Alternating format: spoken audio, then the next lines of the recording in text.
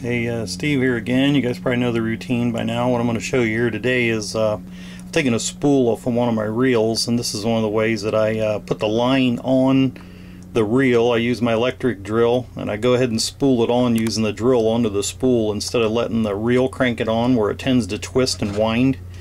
You can see here what I've got is took the spool, used a 1/4 inch piece of threaded rod or a bolt, and smashed it in between a couple washers here. What I can do here is rolling that off of that spool. You'll notice here, doing this myself, you'll be able to see the line going onto that spool. If I wasn't running the camera here, I'd use my fingers to roll that back and forth. You can see how fast I can put that on, but I can guide it back and forth by running the line on that spool, and I can run it on evenly without twisting it. Seems to go on real nice. You could probably do this with your open face reels. Pop that off there and make an adapter.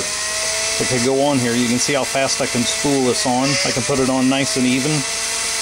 And I carry this as my spare on the other fishing reel that you've seen. But you can do this with other ones. On this application here, it seems to run that line on real nice, gets it on nice and smooth and doesn't twist it.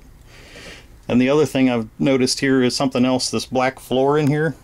You notice how this line shows up with that black floor? When you go to tie these two lines together and you keep losing your ends, it seems like that black background has a nice effect on being able to see your line without getting hidden. If you look here up on this workbench here where this wood grain is, the line's disappeared. So maybe those tips will help you and you can use them, and maybe you can catch a few more fish. Thanks again, Steve.